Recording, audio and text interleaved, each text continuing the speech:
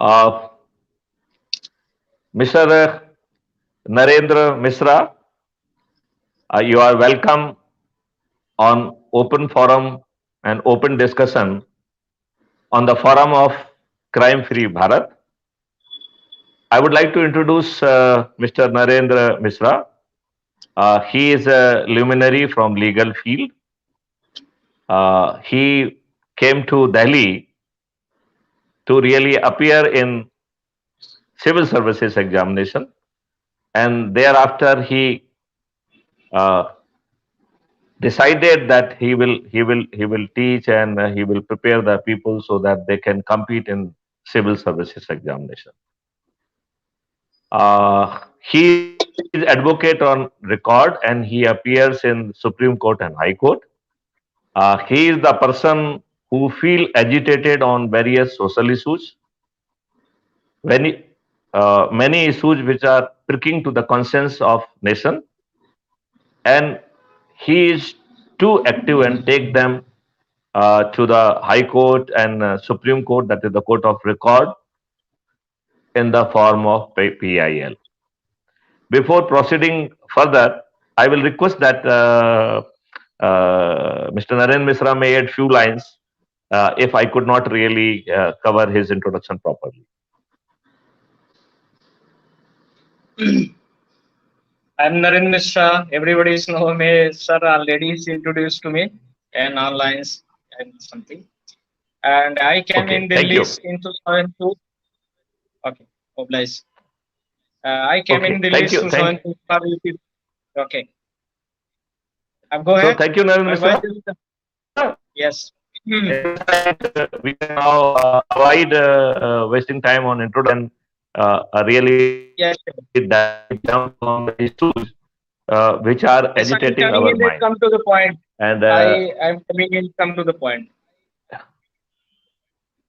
okay, so Mr. Misra, I will introduce what is agitating crime-free Bharat. Why this session has been scheduled, and why we have chosen Mr. Naren Misra. So that is covered in your introduction itself. That we have chosen Mr. Misra because he is a person whose conscience is all the time pricking for the things which are issues of national importance. And our concern in this respect that despite the fact that the Honorable Supreme Court has ruled in various and various hearing, and sequel decision has been given in Lalita Kumari versus the State of UP. The sum and substance of the decision of Supreme Court is that if there's any cognizable offense is reported to the police, police is legally bound to take its cognizance. As we understand, Yes. despite the decision of the Supreme Court, things are not happening as they are expected. Getting FIR registered is becoming day by day very difficult. Unless you know somebody, unless you are having the political connections and political push, getting FIR registered is getting day by day very difficult. हमें अपनी FIR दर्ज कराना बहुत ही मुश्किल होता जा रहा है, और हम जानना की कोशिश करेंगे कि हम ऐसा क्या कर सकते हैं कि हम लोगों को सर्टेनिटी के साथ FIR उनकी रजिस्टर कराने में मदद कर सकें. We do not want to say help करना. We want to say we want to provide Exactly. This is a very important point. Yes. Can I tell? Yeah. Just a minute. I am just opening up the remark. I am just opening up the remark. So what I feel at present, जो हमारा victim है, जिसके साथ अपराध हुआ है, जो कि सफरर है, जिसको कि न्याय नहीं मिल रहा है, वो जस्टिस तो छोड़िए, केवल FIR दर्ज कराने के लिए उसे पिलर टू पोस्ट भागना पड़ रहा है। तो क्राइम फ्री भारत की कहीं ना कहीं ये सोच है कि क्या हम विक्टिम को उसको इस त्रासदी से, इस यंत्रणा से मुक्त कर सकते हैं क्या? और जो कानून का प्रावधान है सेक्शन 39 सीआरपीसी, जिसमें कहा गया है कि यदि आपके संज्ञान में कोई कॉग्निजेबल ऑफेंस आता है तो उसे रिपोर्ट करना आपकी कानूनी जिम्मेवारी है। और यहां तक कहा गया है कि यदि आप इस जिम्मेवारी का निर्वहन नहीं करते हैं तो आपके विरुद्ध लीगल एक्शन संभव है, और burden of proving innocence lies on the citizen, on the person who failed in fulfilling his responsibility. जिस व्यक्ति ने अपनी इस कानूनी जिम्मेवारी का निर्वहन नहीं किया है, उसके विरुद्ध एक्शन लिया जा सकता है legal. He could be held accountable and responsible for that. इन हालातों में मैं मिश्रा जी आपका ध्यान कुछ पहलूज पर ले जाना चाहूंगा, जैसे कि सेक्शन 154(1) का 154(3) में जो एसपी की रिस्पॉन्सिबिलिटी है, और एसपी को बहुत वाइड पावर दिए गए हैं कि यदि कोई थाना प्रभारी अपराध का पंजीयन नहीं करता है तो एसपी को वो चीजें भेजी जा सकती हैं। एसपी अपने स्तर पर उसका संज्ञान ले सकता है, और एसपी के पास दो ऑप्शन हैं, बहुत इंपॉर्टेंट ऑप्शन है, कि या तो वो खुद इन्वेस्टिगेट कर सकता है या वो अपने किसी भी सबऑर्डिनेट को वो इंक्वायरी या इन्वेस्टिगेशन मार्क कर सकता है। यहां पर कानून ने एक एक्स्ट्रा ऑर्डिनरी क्लॉज 154(3) में क्रिएट किया है, और एसपी को बहुत एक्स्ट्रा ऑर्डिनरी पावर दे के रखा है, जो कि अन्य किसी सीनियर पुलिस ऑफिसर को अवेलेबल नहीं है। क्योंकि जो एसपी का पावर है वो एसएचओ का पावर नहीं है। सीनियर पुलिस ऑफिसर जो भी पावर एक्सरसाइज करते हैं वो सेक्शन 36 सीआरपीसी के तहत एसएचओ को पावर को एक्सरसाइज करते हैं, जबकि 154(3) में एसपी को ओरिजिनल पावर दिया गया है कि उसे एसएचओ पे डिपेंडेंट होने की जरूरत नहीं है। वो या तो स्वयं और अन्यथा किसी भी सबऑर्डिनेट को अपना ये इन्वेस्टिगेशन दे सकता है, और ऐसे सबऑर्डिनेट ऑफिसर को उस थानेदार के या उसके सुपरवाइजरी ऑफिसर के पीछे भागने की जरूरत नहीं है। जैसे ही 154(3) में एसपी ये चीज इंक्वायरी और इन्वेस्टिगेशन मार्क करते हैं, उस व्यक्ति को एसएचओ के सभी पावर प्राप्त हो जाते हैं।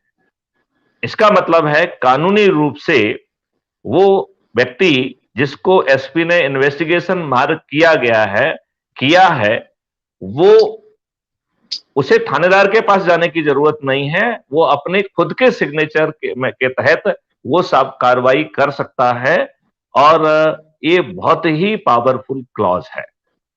लेकिन जिस कारण से ग्राउंड में एफआईआर नहीं हो रहे हैं उसमें कहीं ना कहीं एसपी की भी सहभागिता है। लिहाजा वो चाहे आंकड़ों के फॉर्म में हो या किसी अन्य फॉर्म में हो, चाहे वो अपने आप को एफिशिएंट दिखाने के लिए हो या पॉलिटिकल कंपल्सन हो, whatever be the reason, उसका नेट रिजल्ट ये रहता है कि एफआईआर दर्ज नहीं होती है।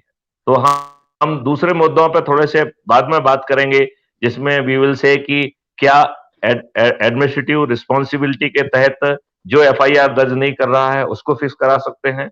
हम तीसरे बारे में बात करेंगे कि जो हम लेजिस्लेटिव अकाउंटेबिलिटी, लेजिस्लेटिव रिस्पॉन्सिबिलिटी के तहत हम सरकार को क्या फिक्स कर सकते हैं, क्या फोर्स कर सकते हैं कि वो अपने ऐसे नुमाइंदे, ऐसे ऑफिसर्स के विरुद्ध कार्रवाई करे जो कि अपराध का संज्ञान नहीं ले रहे हैं।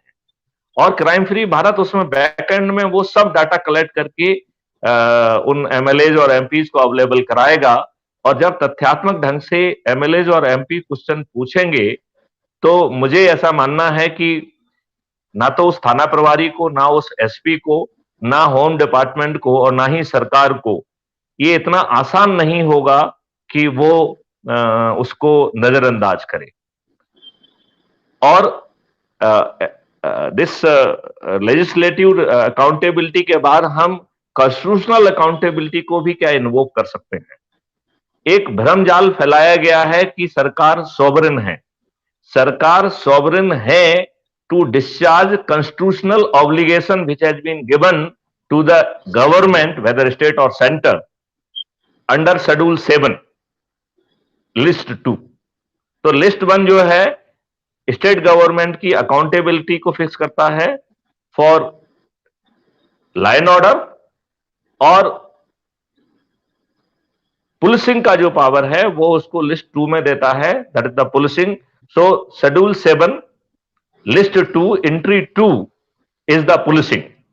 इसका मतलब है कि स्टेट गवर्नमेंट को पुलिसिंग, एक अच्छी पुलिसिंग देना उसकी कॉन्स्टिट्यूशनल रिस्पॉन्सिबिलिटी है। ऐसी बहुत सारी स्टेट्स हैं जहां पर कि एफआईआर का रजिस्ट्रेशन 10% के भी नीचे पहुंच गया है। क्या ये नॉन रजिस्ट्रेशन को हम फेल्योर ऑफ कॉन्स्टिट्यूशनल मशीनरी मान सकते हैं क्या? ये विषय पे अपन आगे चल के चर्चा करेंगे। और यदि मान सकते हैं तो ऐसी सरकारें जो बेशर्मी से अपराध के पंजीयन ना कराने के लिए और करने के लिए और कराने के लिए जिम्मेवार हैं, ऐसी सरकार को कॉन्स्टिट्यूशनल अकाउंटेबिलिटी के तहत आर्टिकल 356 के तहत डिसमिसल के जो है ना आधार क्यों पैदा ना किए जाए? मेरे ख्याल से हमारे लीगल न्यूमरीज बहुत सीमित तरीके से सोच रहे हैं।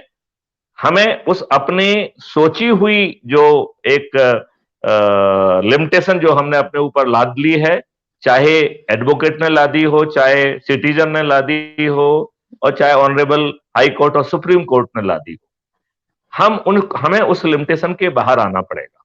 अभी जिस केस में कहा गया कि 42% people they are already they are basically having criminal record, और हमारे ऑनरेबल सुप्रीम कोर्ट ने कहा कि हमारी सीमाएं हैं, हम कानून नहीं बना सकते, हम तो इंटरप्रेट कर सकते हैं। मैं माननीय सुप्रीम कोर्ट एंड माननीय हाई कोर्ट से निवेदन करना चाहता हूं कि आप जो है ना कोर्ट ऑफ रिकॉर्ड हैं, और आपके द्वारा कही गई बात जो है वो कानून का दर्जा रखती है। और आर्टिकल 142 कॉन्स्टिट्यूशन के तहत इस संविधान ने आपको बहुत ही एक्स्ट्रा ऑर्डिनरी पावर भी देके रखा है और जिम्मेवारी भी देके रखी है कि आप जो है जस्टिस इंपार्ट करने के लिए जो भी संभव है, अपने को बिना किसी बंधन में बांधे आप वो करने में सक्षम हैं।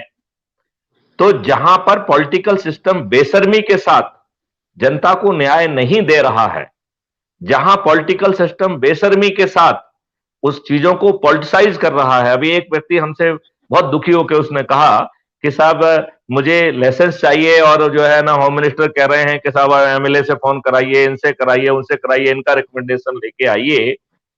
Why a person who is in need of security, whose case has been recommended by the SP and collector, why he is made to run after जो है ना MLAs and MP and get their recommendation, which is extra legal? तो just political जो है ना influence और political satisfaction बढ़ाने के लिए जब ये राजनेता तंत्र बुरी तरह से नियमों का उल्लंघन कर रहा है, वहां पे समय आ गया है कि हम सब जागरूक हों और एक रिस्पॉन्सिबल सिटीजन के तहत जो है कोर्ट को जो है ना सक्षम करें। और जो डिबेट माननीय सुप्रीम कोर्ट खोज रहे हैं कि पार्लियामेंट में डिबेट ना होने के कारण उन्हें वो आधार नहीं मिलते हैं जिससे जो है पार्लियामेंट्री जो है ना पार्लियामेंट्रियन के माइंड को रीड किया जा सके कि उसकी सोच क्या थी। तो क्या हम ऐसे प्लेटफॉर्म पैदा कर सकते हैं जहां पर कि वो डिबेट संभव हो? यदि पार्लियामेंट में डिबेट नहीं हो रही है पॉलिटिकल विप के कारण, तो हम और क्या इनेबलिंग कर सकते हैं? तो आज का मूल मुद्दा है कि हम certainty of reporting and certainty of registration कैसे लाएं, और जो हम सर्टेनिटी ऑफ रजिस्ट्रेशन कह रहे हैं, that is legally acceptable FIR. अभी जितने भी जो एफआईआर के नाम पर कहा जा रहा है वो लीगली एक्सेप्टेबल एफआईआर नहीं है। It is just an information to the police on which they might be taking certain action, but that is more driven by the pleasure. But in legal language, it is not FIR. With this introductory words, I will request Mr. Narendra Misra, advocate on record, to really take this discussion onward, and then we will deliberate on the various points. Thanks. Yeah, under Articles 14, Indian Constitution have 395 articles at present times, right?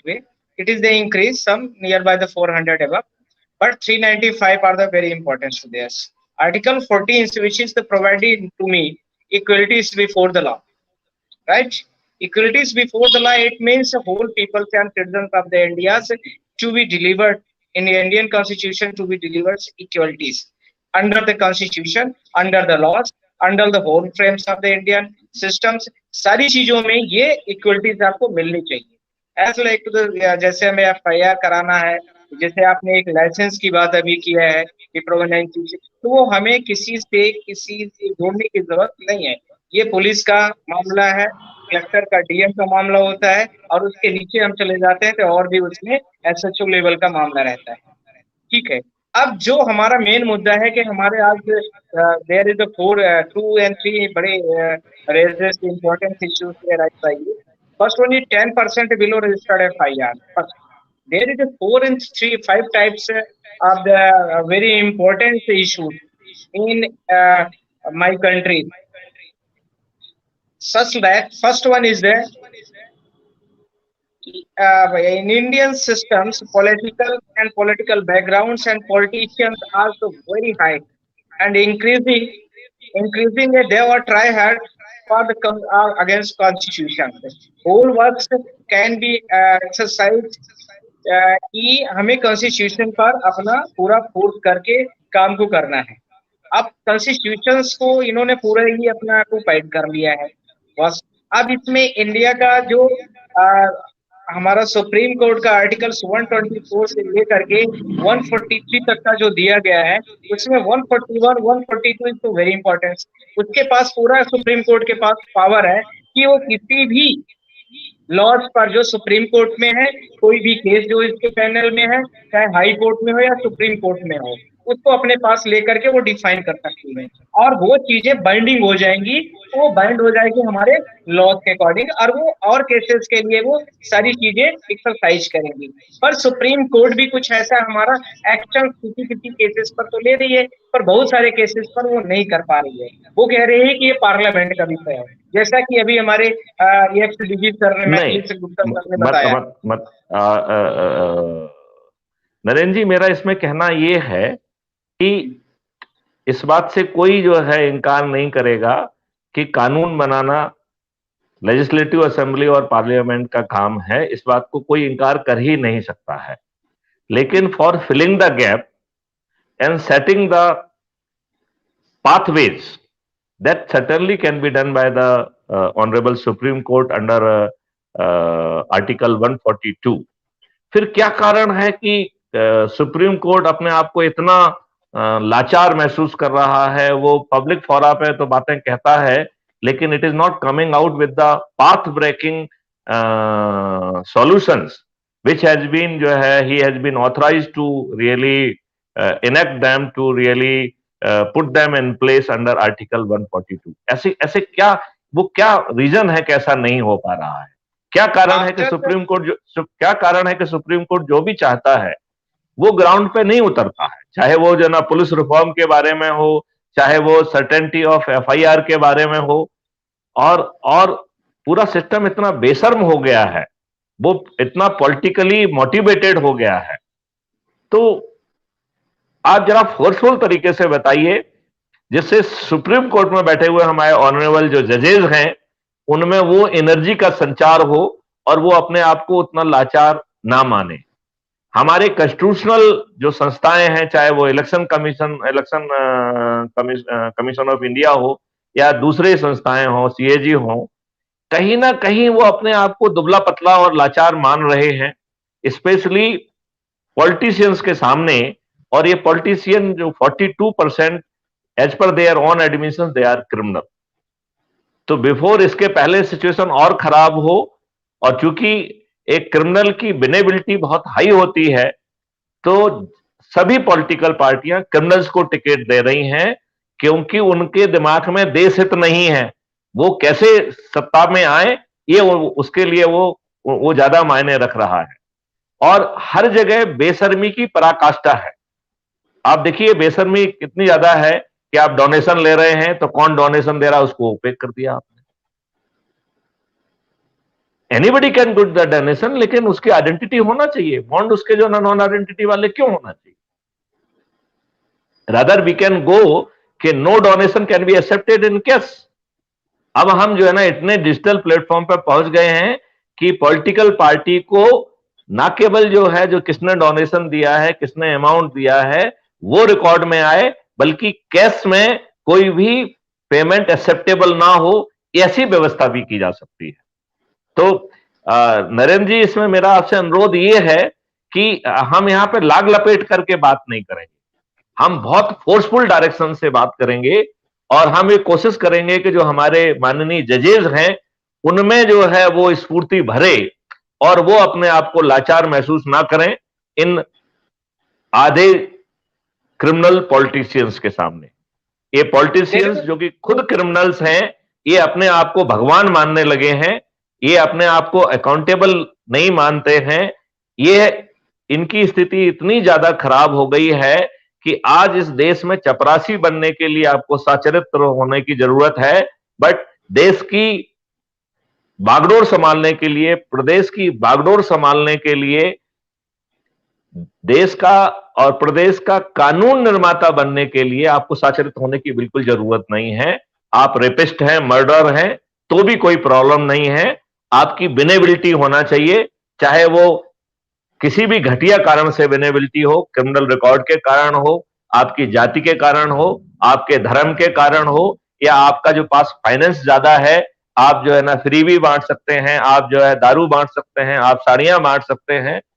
तो आज के political system में जो कहते थे कि पहले नीति पे चलता था, पहले जो राजा महाराजाओं के समय भी वहां पे वो होते थे, राजगुरु होते थे जो राजा को एक नीति पे चलने के लिए करते थे।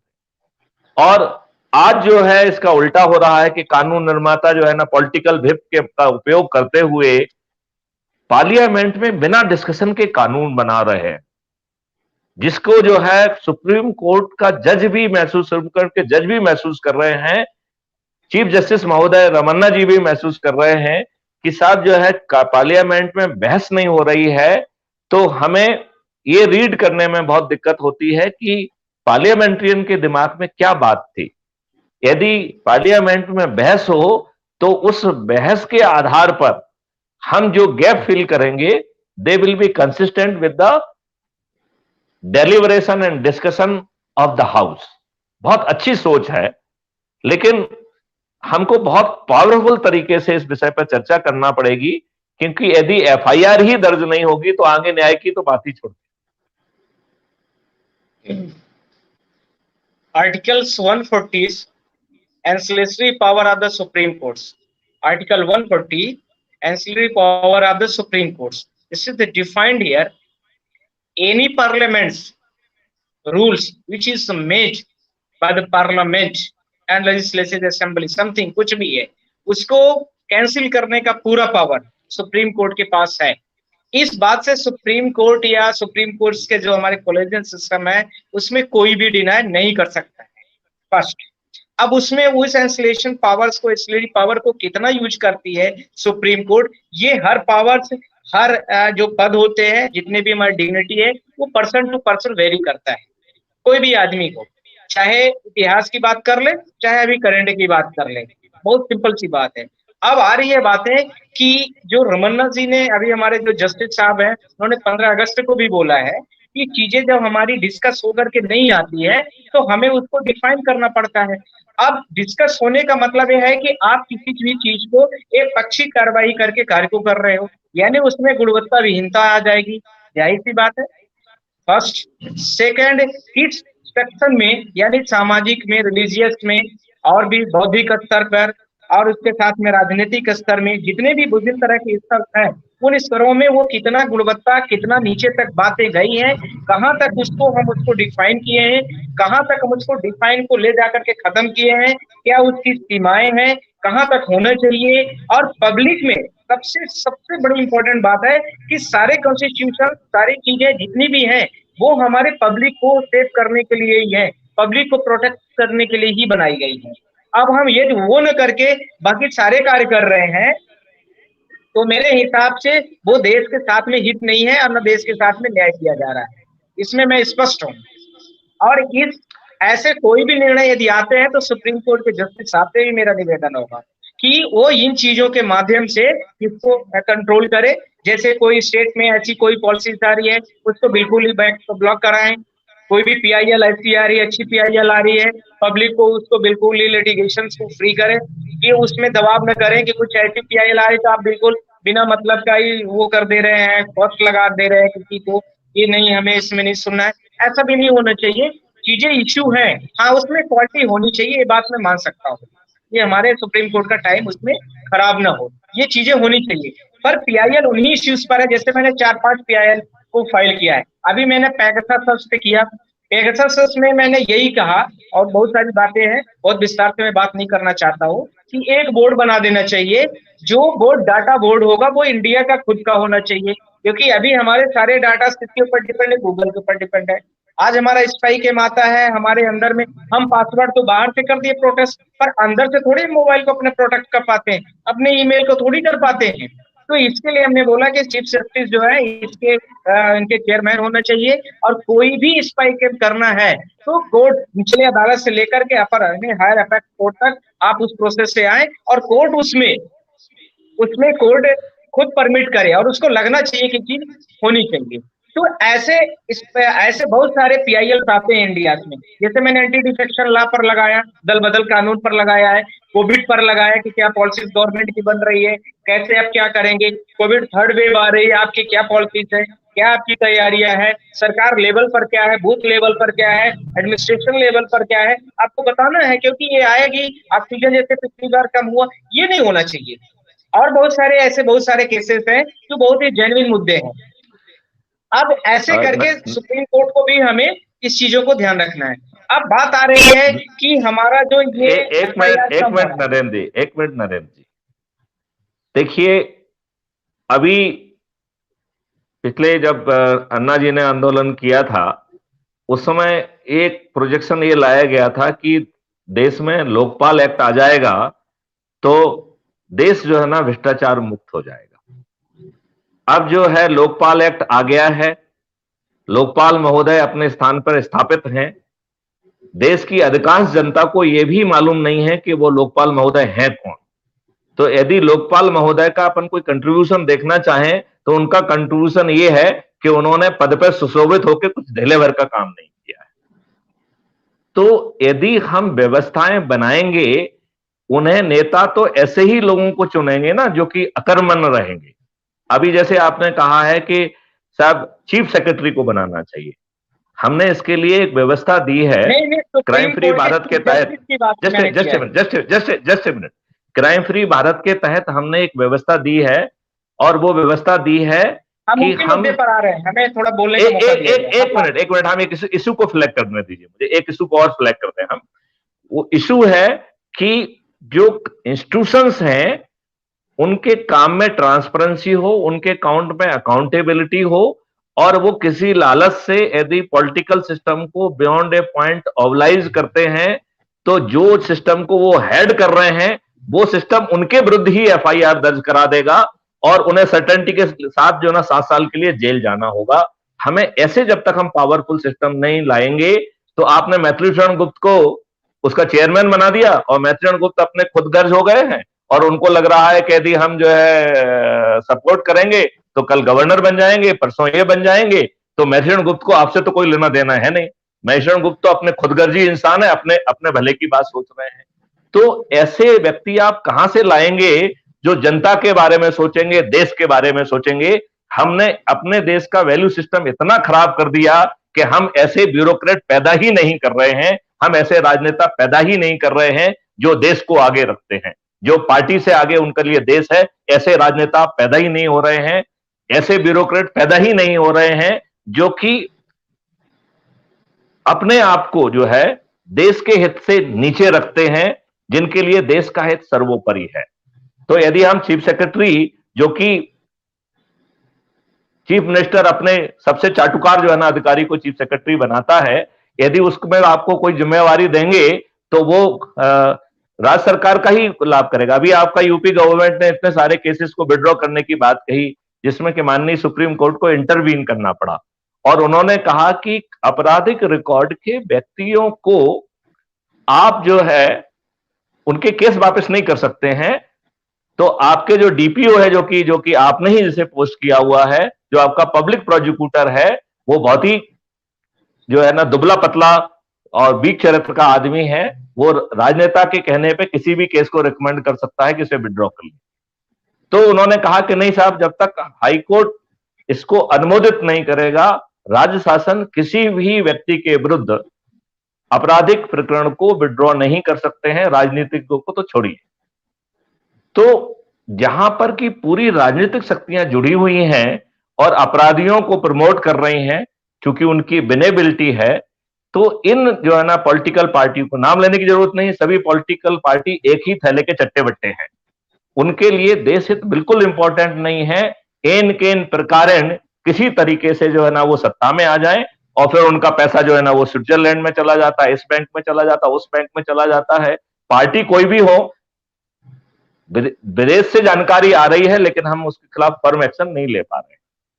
अभी नोटबंदी में देख लीजिए, आम आदमी को जो है ना 4000 के लिए जो है ना घूमना पड़ता था, और वहीं पे जो है ना वेन में जो है 4-4 करोड़ जो है ना पकड़े गए। उन लोगों ने जिन्होंने इस तरीके का काम किया है, उनमें से कितने लोग जेल गए हैं? यदि जो है नोटबंदी में गलत तरीके से इनकेसमेंट हुआ है, तो हम उनको जेल क्यों नहीं भेज रहे? जब हर किसी की जनधन योजना में अकाउंट खुल चुके थे, कुछ रह गए थे तो वो खुल जाते, तो हमने ये एक्सचेंज की योजना क्यों लाई है?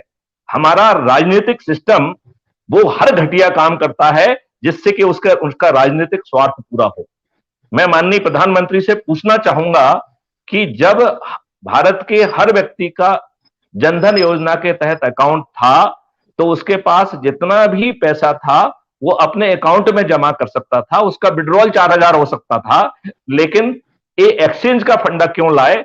बिकॉज घपले करना थे। तो चाहे वो कानून बनाने में हो, चाहे वो नीति लाने में हो, सोच विकसित है, सोच दूषित है, राजहित और देश हित कहीं बीच में नहीं है। वो एक लपेट के पेश किया जाता है, लेकिन हर चीज में जो है राजनीति होती है, हर चीज में पॉलिटिक्स होती है। और तो एक समय आ गया है कि जब राजनेता अपने काम ना करें, तो आम आदमी को सामने आना चाहिए। और हमारे जो देश के संविधान बनाने वाले हैं और कानून बनाने वाले हैं, उन्होंने कानून में बहुत अच्छे प्रावधान किए हैं। यदि हम उन प्रावधानों का ठीक ढंग से यूज करेंगे, तो निश्चित तौर पर हम उनकी मदद कर पाएंगे सर्टेनिटी के साथ। ये ना हम राजनेताओं से अपेक्षा कर सकते हैं, और ना ही हम ये ब्यूरोक्रेट से अपेक्षा कर सकते हैं, क्योंकि ये स्वार्थ से बंधे हुए हैं। ये अपने क्रिमिनल्स के केस और रजिस्टर करके, कितना आसान होगा कि सभी क्रिमिनल्स के जो राजनेता हैं उनके केस वापस ले लीजिए, सभी जो है ना अपराध मुक्त हो गए। आपके जो है ना 42 के 42 जो है मेंबर ऑफ पार्लियामेंट और जितने एमएलएज हैं, देखिए किसी का कोई आपराधिक रिकॉर्ड नहीं होगा, वापस ले लीजिए क्राइम को उनके खिलाफ। क्या इस तरीके से हम अपराध मुक्त करेंगे? क्या हम इस तरीके से राजनीति का अपराधीकरण रोकेंगे? हम जो देश की जनता है, जो सिटीजन है, वो अदना सा पुलिस ऑफिसर उसे थाने में संज्ञेय अपराध होने के बावजूद बिना उसकी अकाउंटेबिलिटी फिक्स हुए उसे थाने से कैसे भगाया जा रहा है, हमने कैसा सुपरवाइजरी सिस्टम लाया है, क्यों ना हम जो है एक, जैसा हमने बताया है, जो चीजों पे हमारी इनफॉर्मली भी आपसे चर्चा हुई है, मैं चाहूंगा कि आप उस पर थोड़ा सा अपना विचार देंगे, अपनी रोशनी डालेंगे, एंड देन अपन इस चर्चा को आगे बढ़ाएंगे। देखिए, किसी भी क्राइम को कम करने का एक बहुत बेसिक सा तरीका है, जो आपने एक आपकी मुझे टेक्नोलॉजीज का जो वर्जन था वो बहुत अच्छा लगा था। इसमें आपने बहुत पहले चर्चा भी की थी क्राइम फ्री भारत में कि स्पाई जो हमारे ये सॉफ्टवेयर हैं, कुछ वर्चुअल सॉफ्टवेयर से, उसमें जैसे 100 नंबर्स का डायल होता है, ऐसे ही वर्चुअल का डायल रहेगा, उसमें सारे ट्रायल्स चलते हैं। पुलिस उसमें संबंधित पुलिस स्टेशन में वो वर्चुअल नंबर जाएगा, वर्चुअल वहां पर अवेलेबल होगा, और वहां पर जो भी उसका प्रॉब्लम होगा, ऑफेंस होगा, उसमें आइडेंटिटी कराएगा, लिस्ट कराएगा। और वो प्रॉब्लम यदि वो आगे बढ़ती है तो एसएचओ उसको चेक करेगा, एसएचओ से आगे नहीं सॉर्ट आउट हो रही है तो एसपी करेगा, एसपी से नहीं हो रही तो जो भी आईजी, आईजी से डीसी, डीसी से डीजीपी तक पहुंच गया वो मैटर। तो एक सिस्टम में चैनलाइज तरीके से अपने आप वो आगे बढ़ता जाएगा। तो उससे क्या होगा कि दो चीजों में बहुत अच्छा फायदा होगा। एक तो राजनीति, जो हमारा सोसाइटी है वो राजनीतिकरण से मुक्ति की तरफ जाएगी, क्योंकि वो डायरेक्ट ऑनलाइन रहेगा, तो निचले अधिकारियों के ऊपर से रिस्पॉन्सिबिलिटी बढ़ेगी। और उन्हीं चीजों पे यदि हम मीडिया से जोड़ दिए, जो आपका एक अप्रोच है, उसी को मीडिया से जोड़े तो अपने आप मीडिया भी डायरेक्ट लिंक पर ले लेगी, उसको बहुत मेहनत भी नहीं करना पड़ेगा। तो वो एक चीज, तो वो बहुत अच्छा प्रॉपर वेपर है, अब उससे हम कम कर सकते हैं। मीडिया भी तो सिलेक्टिव है, मीडिया तो बिकी हुई है, मेरी बात पूरी वो खत्म अपनी हो जाए कलम सर। बेचने के लिए चौराहे पे खड़ी हुई है, वो उन मुद्दों को ही नहीं उठाती है जिन मुद्दों को उठाना चाहिए। और अब स्थिति तो इतनी खराब हो गई है कि सरकारी दफ्तर के जनसंपर्क कार्यालय के अब तो बड़े अधिकारी भी फोन नहीं करते हैं, उसका बाबू फोन लगाता है कि तुम्हारा जो है ना ये बंद कर दिया जाएगा, आप जो है ना ये हेडिंग लिखिए, इस हेडिंग को बदलिए। हम उस लेवल ऑफ इंटरफेरेंस पहुंच गए हैं। तो पॉलिटिकल इंटरफेरेंस केवल ब्यूरोक्रेसी में नहीं है, political influence using the financial power of the government, it is very much there even in your media. Media कहां फ्री है? मीडिया को कंट्रोल किया जा रहा है थ्रू एडवर्टाइजमेंट, मीडिया को कंट्रोल किया जा रहा है थ्रू ऑनर्स, और जो मीडिया का ऑनर है वो मीडिया की पॉलिसी तय कर रहा है, एंड जो मीडिया है it is toeing the line of honour. तो इंडिपेंडेंस कहां है? हमें तो कह रहे हैं कि मीडिया को भी इंडिपेंडेंस एंड अकाउंटेबल बनाना चाहिए। यदि कोई डिस्टॉर्टेड न्यूज होती है तो जो प्रेस क्या है वो, पीटीआई, प्रेस, नहीं पीटीआई नहीं है, ट्रस्ट, नहीं प्रेस ट्रस्ट नहीं है, इसे बॉडी जो कि मीडिया को कंट्रोल करती है उसका, इट्स नॉट प्रेस ट्रस्ट। तो वो जो है दैट बेसिकली उसमें कहा गया है कि साहब उसके पास पावर नहीं है, उसको टीथ नहीं है।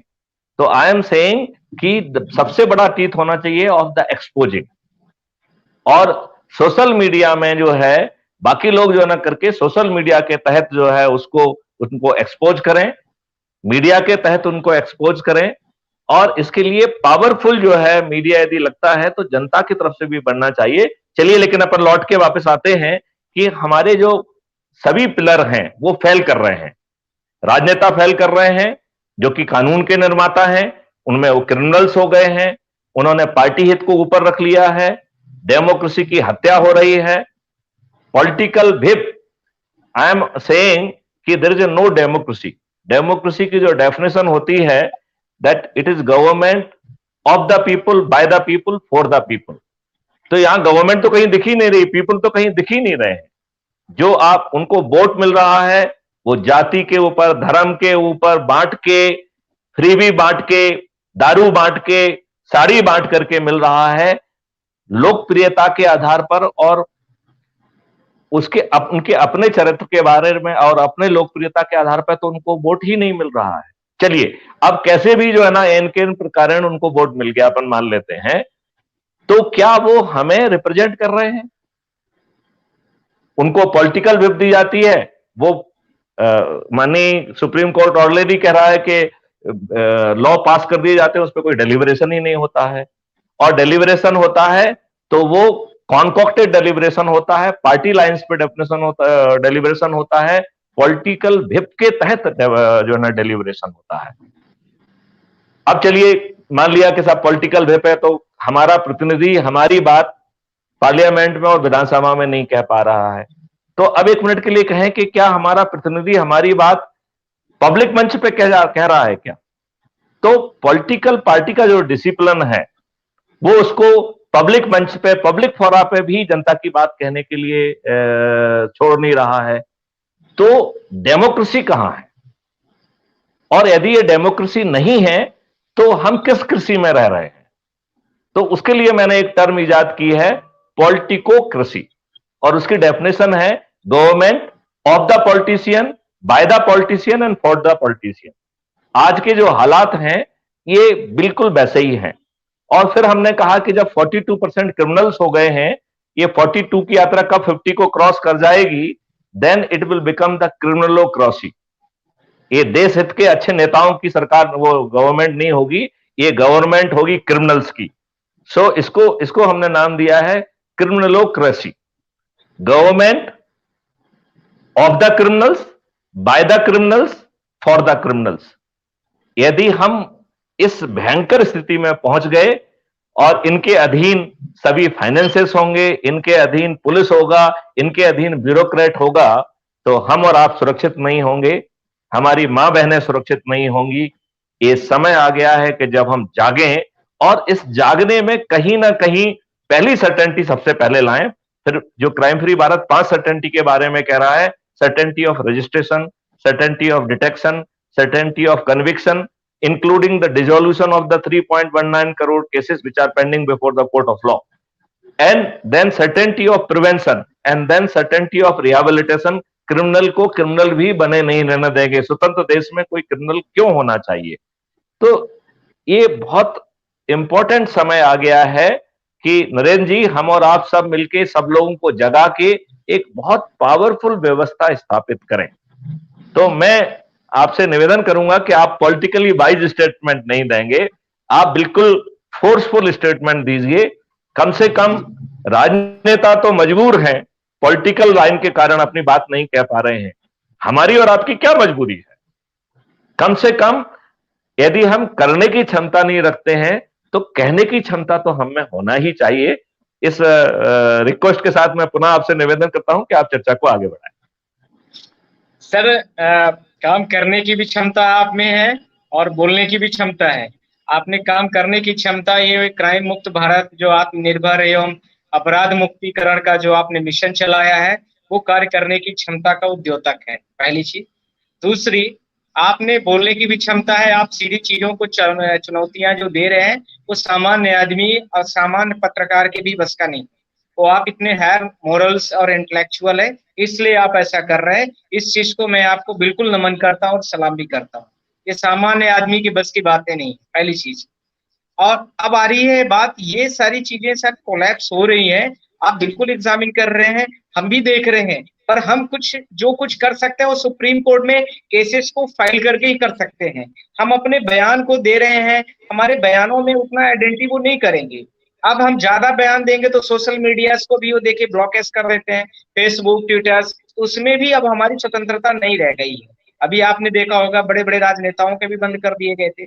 ये सारी, क्योंकि यदि सोशल इश्यूज उठा तो वो बंद कर रहे हैं। अब ये इसका प्रमुख कारण एक पूंजीवादी व्यवस्था की तरफ भारत का जो हमारी इकोनॉमी का द्योतक थी, वो पूंजीवादी की तरफ एकांगी हो गई।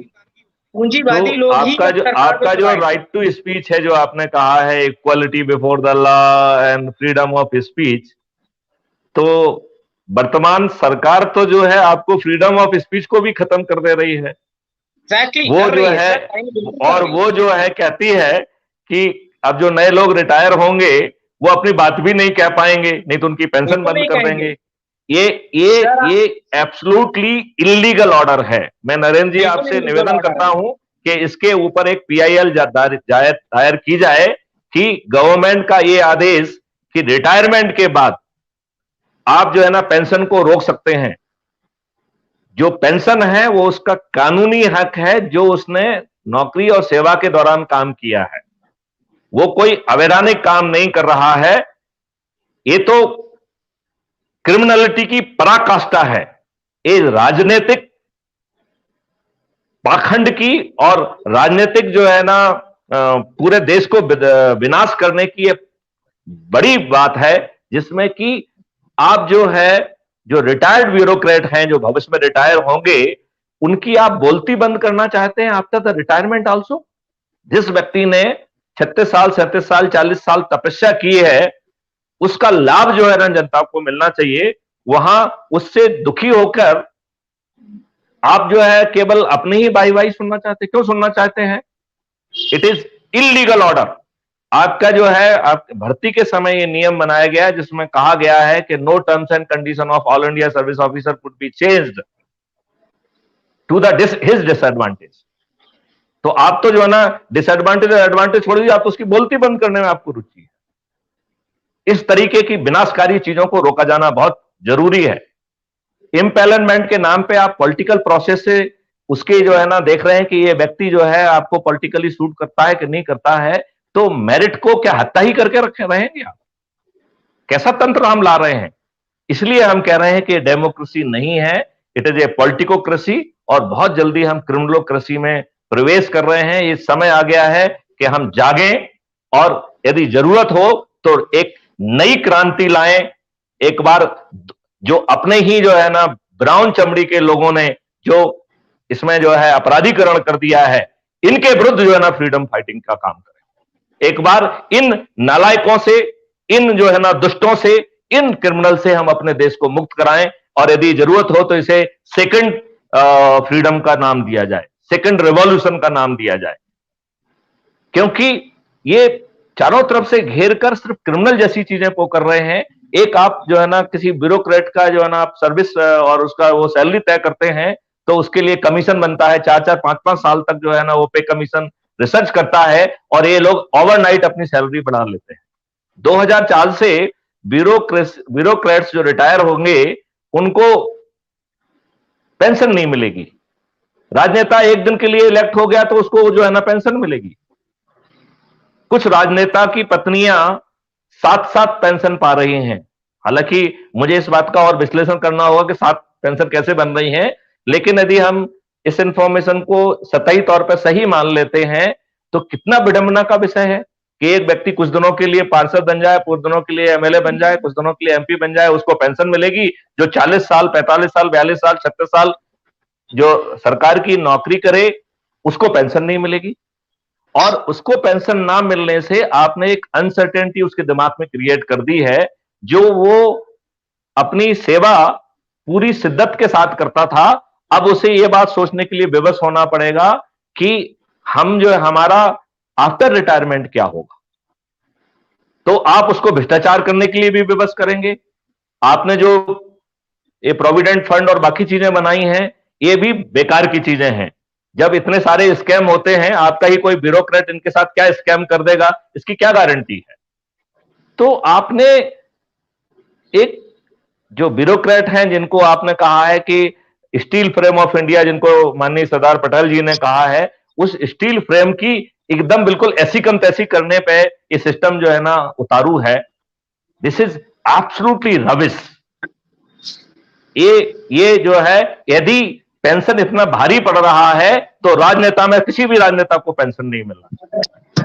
आप ऐसे सिलेक्टिव जो है ना कानून कैसे बना सकते हैं?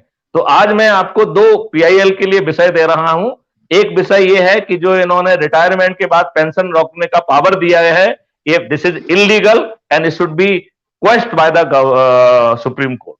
एंड दूसरी बात मैं ये कह रहा हूं कि जो ये डिफरेंशियल चीजें इन्होंने जो की हैं, जो भी जिसको मैंने अभी खुलासा किया है पेंशन वाला, वो जो है ना पेंशन को रोकने का भी इन्हें पेंशन ना देने का अधिकार नहीं होना चाहिए। यदि ये कहते हैं कि उससे बोझ बहुत बढ़ रहा है तो सबसे पहले राजनेताओं की पेंशन खत्म होना चाहिए। और हमारे कुछ साथियों ने, कुछ लोगों ने तो यहां तक भी कहा है कि यदि राजनीति सेवा है तो पेंशन क्यों? और सेवा यदि है तो फिर जो है यदि जो है ना ये कहना चाहिए नौकरी है, तो फिर जो नौकरी के नियम है वो आपके ऊपर लागू होना चाहिए। यदि चपरासी जो है को सचरित्र होना चाहिए, तो राजनेताओं को रेपिस्ट और मर्डरर क्यों चलेगा? और चाहे इलेक्शन कमीशन कह रहा हो, चाहे ऑनरेबल सुप्रीम कोर्ट कह रहे हैं, ढक के 3 पात इनको सुनना नहीं है, क्योंकि ये तो अव्वल दर्जे के बेशर्म और बेहुदे लोग हैं। ये कहीं ना कहीं हमें राजनीति में वो सचरित्रता लाना होगी, तभी हम अपराध मुक्त भारत की नींव को रख पाएंगे।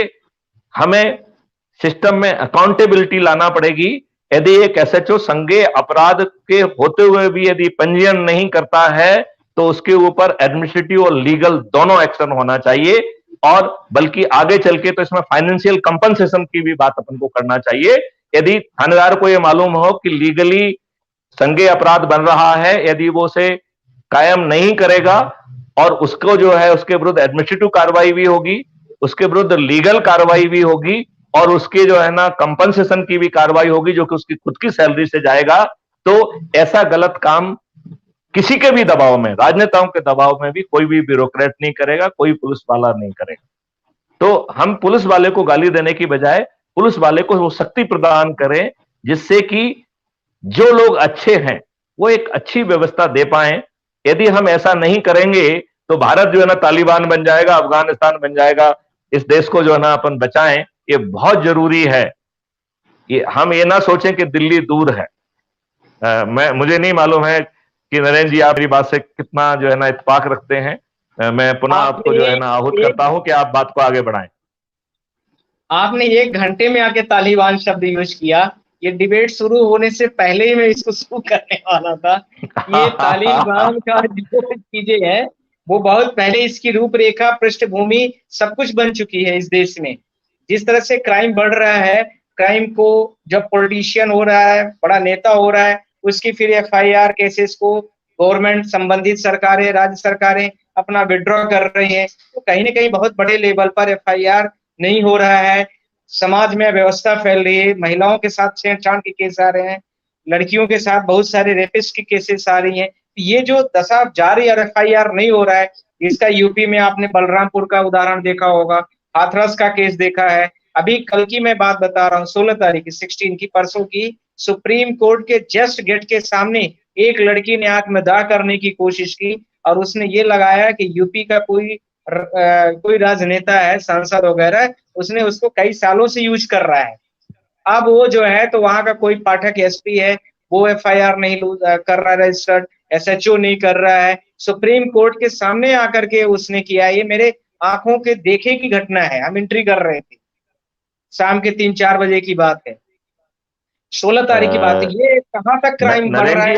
नरेंद्र जी आपने बहुत ही आंख खोलने वाली बात कही कि जो है ना हमारे न्याय के उच्चतम मंदिर के सामने भी ऐसा हो रहा है। और हो रहा है। हम केवल जो कहा गया है ना कि न्याय को आंखें नहीं होती हैं, उसकी आंखों में पट्टी बंधी होती है, इसे हम जो है ना जमीन पे उतार रहे हैं। मुझे लगता है कि एक समय आ गया है कि हम रियली इंक्विजिटिव जस्टिस के तरफ जाएं, जहां पर कि हम आंखों में पट्टी हमारी खुली रहे, हम सत्य को जाने और सत्य का वो करें। और ये काम जो है आज के राजनेता नहीं करेंगे। ना ये उनकी शिक्षा है, ना उनकी ये सोच है, ना ये उनका चरित्र है, ना ये उनका व्यवहार है। लेकिन कुछ क्रिमिनल्स के चरित्र और व्यवहार के कारण क्या ये देश अच्छी व्यवस्था से हमेशा वंचित रहेगा? जब मेरे कुछ साथी बात करते हैं, वो कहते हैं कि क्राइम फ्री भारत इसलिए नहीं आ सकता है कि ये राजनेताओं को कबूल नहीं होगा। तो मैं कहता हूं कि क्या राजनेताओं को हर अच्छी चीज कबूल नहीं होती है? उन्हें अच्छा ब्यूरोक्रेट कबूल नहीं होता है, उन्हें अच्छी व्यवस्था कबूल नहीं होती है, उन्हें अच्छा कानून बनाना कबूल नहीं होता है। अच्छे कानून जो है ना 10-10, 20-20 साल विभिन्न पार्टियों की सरकार आने के बाद भी सड़ते गलते रहते हैं। हर जगह वो अपने राजनीतिक हित को देखने की कोशिश करते हैं, अपनी क्रिमिनलिटी को प्रोटेक्ट करने की बात करते हैं, अपने लिए जो क्रिमिनलिटी है उसको जो ना छिपाते हैं। तो मेरे ख्याल से बुद्धिजीवियों को आगे आना पड़ेगा और हमें एक ऐसी डिबेट पैदा करना पड़ेगी। यदि आवश्यकता है तो ये देश जो है एक दूसरी क्रांति की तरफ बढ़े और देश को इस ब्राउन चमड़ी के लोगों से आजाद करने की बात की जाए, जो कि आज आधे क्रिमिनल हो गए हैं। ये और सबसे पहला इसका टेस्ट तो ये होना चाहिए कि ये जितना जल्दी हो सकता है पार्लियामेंट में लॉ लाएं और क्रिमिनल्स को जो है राजनीतिक जो है ना पद लेने की जो है ना उनको स्वतंत्रता नहीं होना चाहिए। They can not be public representative, they can not be law maker, they can not be और कोई लोग ये कह सकते हैं कि साहब जो जब तक कोई व्यक्ति दोषी साबित नहीं होता तब तक वो निर्दोष है। तो भाई हम आपको दोषी नहीं कह रहे हैं, हम आपको कन्विक्ट नहीं कह रहे हैं, बट हम ये कह रहे हैं कि आप ये जिम्मेवारी का निर्वहन नहीं कर सकते हैं। और यदि आपको लगता है आप निर्दोष हैं तो फिर आप अपनी पूरी शक्ति लगाएंगे अपने आप को निर्दोष साबित करने की। तो जो अभी केसेस 20-20, 30-30 साल चल रहे हैं वो तो 2 महीने और 3 महीने में खत्म हो जाएंगे। तो कहीं ना कहीं हमारा वो भी फायदा मिल जाएगा कि जो निर्दोष है वो निर्दोष साबित हो जाएगा। आपके इन बातों से मैं बहुत कुछ सहमत भी हूँ। मैं ये पीआईएल के बारे में विचार कर रहा हूँ बहुत दिनों से कि जितने हमारे क्रिमिनल्स रिकॉर्ड वाले जो पार्लियामेंट के लेजिस्लेटिव असेंबलीज के लोग हैं, उसमें क्रिमिनल रिकॉर्ड्स वालों के लिए 2 तरह की व्यवस्था, यानी वोटिंग राइट्स उनका किसी भी पॉलिसीज लेवल पर नहीं होना चाहिए, या उनको मिनिस्ट्री वगैरह जो बड़े पद हैं वो नहीं मिलना चाहिए। कम से कम कुछ कंट्रोलिंग की उनको हमारा जनप्रतिनिधि या कानून का निर्माता क्यों होना चाहिए? हाँ बिल्कुल, मेरा तो पहला क्वेश्चन ये है। देखिए, हम उस देश के वासी हैं जहां भगवान राम ने धोबी की लांछन लगाने पर अपनी पत्नी सुकुमारी कोमल सीता जी को जंगल दोबारा भेज दिया था। ऐसे देश के जहां पे कि भगवान पुरुषोत्तम राम हैं, जिनकी ये आधे अपराधी जो है ना रोज अपने राजनीतिक स्वार्थ के लिए इस्तेमाल करते हैं, उनके चरित्र का इस्तेमाल करें। कि यदि आप, हम ये नहीं कह रहे हैं आप अपराधी हैं, लेकिन आप अपराधी तभी होंगे जब आपको कोर्ट कन्विक्ट करेगी। लेकिन यदि आपके अपराध का संज्ञान जो है कोर्ट ने ले लिया है, तो जब तक आपका केस डिसाइड नहीं हो जाता है और आप फाइनली निर्दोष साबित नहीं होते हैं, दैट टू आफ्टर अपील, तब तक आपको जो है उसका जनप्रतिनिधि बनने का, कानून बनाने वाला बनने का आपको हक नहीं मिलना चाहिए। दूसरी बात, ये राजनेता अपने लिए ऐसी कोई चीज बनाने के लिए जो है ना इनके पास वो नहीं होना चाहिए जो कि यदि ये दूसरे लोगों को तो डिप्राइव कर रहे हैं और अपने लिए वो साधन जुटा रहे हैं, तो वो नहीं होना चाहिए। हाँ, यहाँ पर समान नियम लागू होना चाहिए, व्यक्तिगत समान नियम लागू होना चाहिए। आप जो है 2004 के बाद ब्यूरोक्रेट जो इतनी लंबी सेवा करेगा उसको तो पेंशन नहीं मिलेगी, और आपका एक पार्षद, आपका एक एमएलए, आपका एक एमपी, यदि वो एक दिन के लिए भी जो है ना एमएलए एमपी रहता है और नेक्स्ट डे जो है ना विधानसभा या पार्लियामेंट वो हो जाती है, तो भी जो है उसको पेंशन का हक है। ऐसे दोगले नियम क्यों? जहां चपरासी को नौकरी पाने का हक नहीं है, वहां हमारे देश की बागडोर संभालने का, हमारे देश के कानून निर्माता बनने का जो है ना उसे हक क्यों मिलना चाहिए? हम इस बात को बिल्कुल नहीं कह रहे हैं कि वो अपराधी है, वो बिल्कुल निर्दोष होगा, लेकिन वो हमारा कानून निर्माता नहीं बन सकता है।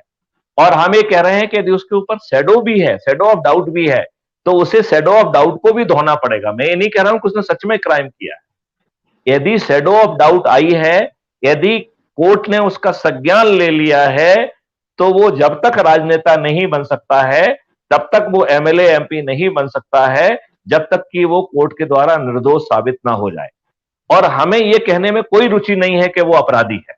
हम कह रहे हैं वो निर्दोष है, लेकिन वो हमारा प्रतिनिधि नहीं बन सकता है।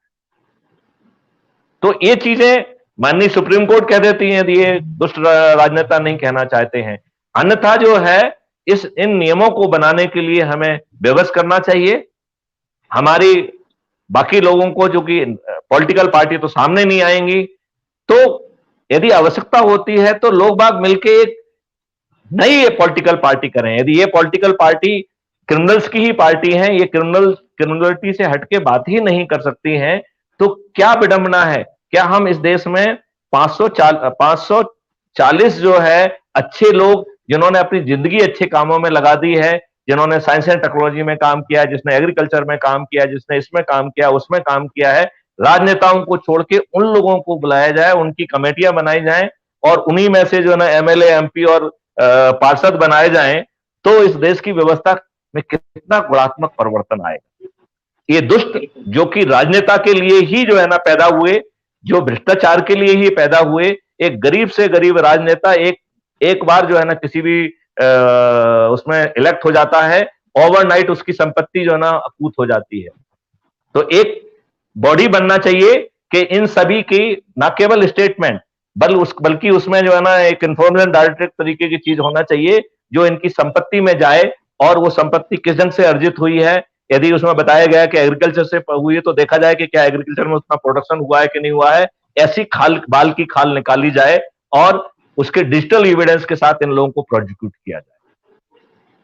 किसी भी तरीके से कोई भी राजनीतिक पार्टी बिना आइडेंटिटी के कोई भी उसे जो है फंड नहीं मिलना चाहिए, कोई चंदा नहीं मिलना चाहिए, और जो चंदा दे रहा है वो एक लॉबिंग भी करे कि मैं तुमको चंदा दे रहा हूं, देश हित में आप ऐसा कानून बनाइए। ऐसी लॉबिंग जो डोनेटर करें और फिर उस पर लॉबिंग पर डेविडेशन हो, वो हो, और एक रेगुलेटरी बॉडी बने कि हमारी पार्लियामेंट को किन किन तरीके के कानून को बनाना चाहिए जिससे ये क्रिमिनलिटी से हटके अच्छे कानून को बना सके। क्योंकि अभी तो प्रॉब्लम ये है कि सैया भाई कुतवाल तो डर किस बात का, चोर चोर मौसेरे भाई, अच्छे ब्यूरोक्रेट्स अच्छी जगह पे पोस्ट ही नहीं किए जाएंगे। प्रैक्टिकल और टेक्टफुलनेस के नाम पे भ्रष्ट, निकम्मे, चाटुकार जो है ना लोगों को आप सिलेक्ट कर रहे हैं पदों के लिए भी और संवैधानिक जिम्मेवारियों के लिए। यदि ऐसा है तो एक हम अच्छे देश का निर्माण कैसे कर सकते हैं, इस पे हमें बहुत विचारण करना होगा। लेकिन मुझे लगता है कि हमारा विषय कहीं ना कहीं हल्का सा कहीं दिग्भ्रमित हो गया है। तो जो अपन ने 39 सीआरपीसी की बात कही और 4 जो है रिस्पॉन्सिबिलिटी और अकाउंटेबिलिटी की बात कही है। पहली अपन ने कही है 154(1) में थानेदार की, और यदि थानेदार नहीं करता है तो उसको लीगल भी एडमिनिस्ट्रेटिवली अकाउंटेबल किया जाए, लीगल अकाउंटेबल किया जाए, और फाइनेंशियल कंपनसेशन के लिए भी उसे अकाउंटेबल किया जाए। कल यदि किसी भी जो है पुलिस ऑफिसर के व्यक्तिगत वेतन से एफआईआर दर्ज ना करने के लिए यदि पैसे लगने लग जाएंगे तो वो 25 बार सोचेगा, और जहां कहीं भी जो है तथ्य सही होंगे कम से कम वहां पे तो एफआईआर वो जरूर दर्ज करेगा। वो अपना खुद सोच के काम करेगा। बिल्कुल। और दूसरी बात है कि एसपी को जो बहुत एक्स्ट्रा ऑर्डिनरी ओरिजिनल पावर 154(3) में दिए गए हैं उसके लिए एसपी को अकाउंटेबल माना जाए। These are the legal power. यदि कोई एसपी उन पावर्स का ठीक ढंग से एक्सरसाइज नहीं कर रहा है तो उसे भी लीगली, उसे भी एडमिनिस्ट्रेटिवली और उसे भी फाइनेंशियल कंपनसेशन के घेरे में लाया जाए। और फिर जो है वकील और ये सब लोग मिलके 156(3) में जो माननीय कोर्ट हैं जो कि उस एरिया में अपनी जिनका जुरिडिक्शन है अंडर सेक्शन 190 ऑफ सीआरपीसी, तो 190 of the CrPC read with 156(3) हमारे जो कोर्ट न्यायालय हैं वो जो है संज्ञान लेने में मदद करें। और जहां पे न्यायालय संज्ञान लेगा तो सामान्य तौर पर न्यायालय can not interfere in the investigation of A case, but जो केसेस का संज्ञान कोर्ट के कहने पे लिया गया है उन केसेस में विवेचना ठीक हो रही है, यह भी इनडायरेक्टली पावर माननीय न्यायालय को मिल जाता है। तो माननीय न्यायालय उस पावर को भी एक्सरसाइज करें।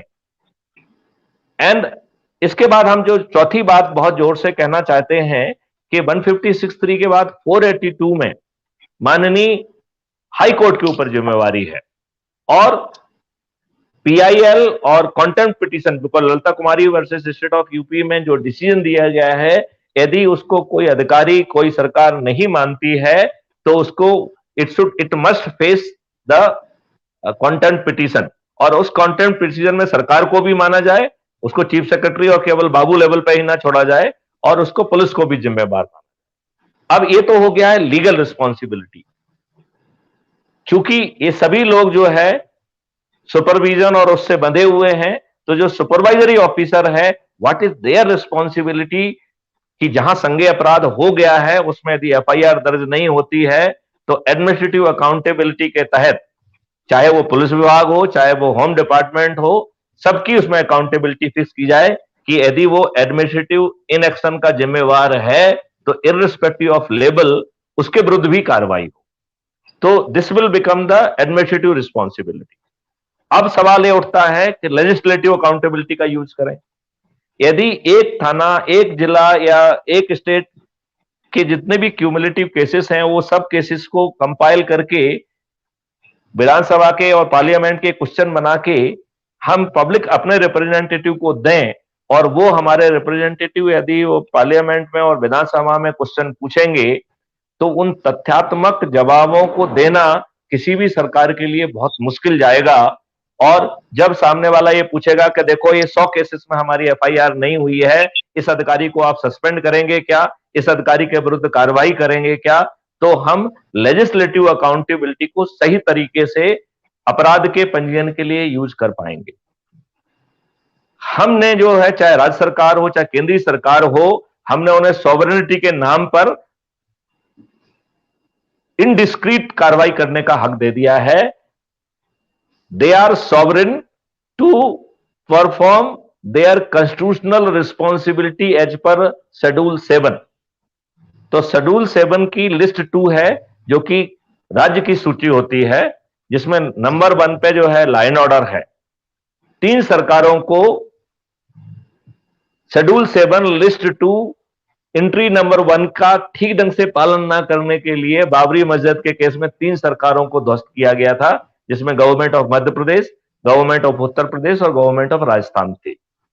तो जैसे हमने लॉ एंड ऑर्डर की फेल्योर के लिए उसे कॉन्स्टिट्यूशनल फेल्योर ऑफ मशीनरी मानकर 356 के लिए उसको अकाउंटेबल माना था, वैसे ही क्यों नहीं हम एटलीस्ट एकाध राज्य सरकार को जिसका सबसे खराब जो है परफॉर्मेंस रिकॉर्ड हो, जहां पे एफआईआर ही ना हो। जैसे मैं एक उदाहरण देता हूं, एक जो है नेशनल पुलिस मिशन के तहत एक ग्रुप था जिसने इसके ऊपर रिसर्च किया कि जो कैटल्स जो है जो स्मगल होते हैं बांग्लादेश में, उनको पकड़े जाने पर और पुलिस को सौंपने पर भी कार्रवाई नहीं होती है। और जब उसने जो रिसर्च पेपर सबमिट किया था उसमें उसने बताया कि 70 to 8% केसेस में ही एफआईआर होती है, बाकी 90 to 93% केसेस में पुलिस एफआईआर ही दर्ज नहीं करती। तो जिन केसेस को माल और मुलजिम के साथ पैरामिलिट्री फोर्सेस ने पकड़ा है और उसको लिखित में जो है पुलिस को हैंडओवर किया गया है, क्या पुलिस ऐसे केसेस में अपराध पंजीयन ना करने के लिए स्वतंत्र है? क्या संविधान के शेड्यूल 7 लिस्ट 2 और एंट्री 2 के तहत जो पुलिसिंग उसकी one of the second core responsibility है, क्या इसको जो हालांकि जो ग्रुप था उसने तो एक कोऑर्डिनेशन मैकेनिज्म बताई थी, हम ये कह रहे हैं कोऑर्डिनेशन मैकेनिज्म बकवास चीज है। कोऑर्डिनेशन मैकेनिज्म की जगह आप लीगल रिस्पॉन्सिबिलिटी को इन्फोर्स करिए, उन थानेदारों को, उन एसपी को जो है ना हेल्ड करिए अकाउंटेबल, जिन्होंने पैरामिलिट्री फोर्स के पकड़ के देने के बाद भी केस रजिस्टर नहीं किए हैं, उनको आज सस्पेंड किया जाए, उनके विरुद्ध जो है लीगल, एडमिनिस्ट्रेटिव और कंपनसेटरी तीनों का एक्शन लिए जाए। और यदि ये काम जो है ऐसे अधिकारी राजनेता के संरक्षण में कर रहे हैं तो सरकार को अकाउंटेबल करते हुए इसको फेलोर ऑफ कॉन्स्टिट्यूशनल मशीनरी मान के क्यों ना हम उन्हें आर्टिकल 356 के तहत डिसमिस करें। आप जो है कानून के ज्ञाता हैं, मैं चाहूंगा कि इन जो 4 हमने तरीके सुझाए हैं इसके ऊपर आप अपनी राय जाहिर करें। देखिए सर, चारों रास्ते आपके बहुत अच्छे हैं, कहीं कहीं रेडिकल पॉइंट आया है। जैसे पुलिस के बारे में आप बोल रहे हैं, तो पुलिस प्रशासन में कुछ चीजों को यदि कंट्रोल कर देंगे और कुछ चीजों को बढ़ावा दे देंगे, इससे समस्या तो आएगी। कई बार क्या होता है कि कोई आदमी अपना एफआईआर जो है तो समाज को सुधारने के लिए भी हो जाती है, एफआईआर नहीं करते, डिले करते हैं, ये भी रहता है कि उसको पुलिस की सीढ़ियां पहुंचते पहुंचते ही अपने आप में सुधार के चांसेस दिखने लगते हैं, तो वहां पर तो वो सही होता है। और बड़े क्राइम्स जो होते हैं, जो बहुत नीडी लोग, यदि देखिए जस्ट ए मिनट, उसकी एफआईआर डिले करके उसका क्या हुआ जो उसका विरुद्ध संज्ञेय अपराध हुआ? यदि कानून की भाषा में किसी ने उसके विरुद्ध अपराध किया है तो ये out of court, out of law जो है ना, सेटलमेंट का पावर किसी भी तरीके से क्यों होना चाहिए?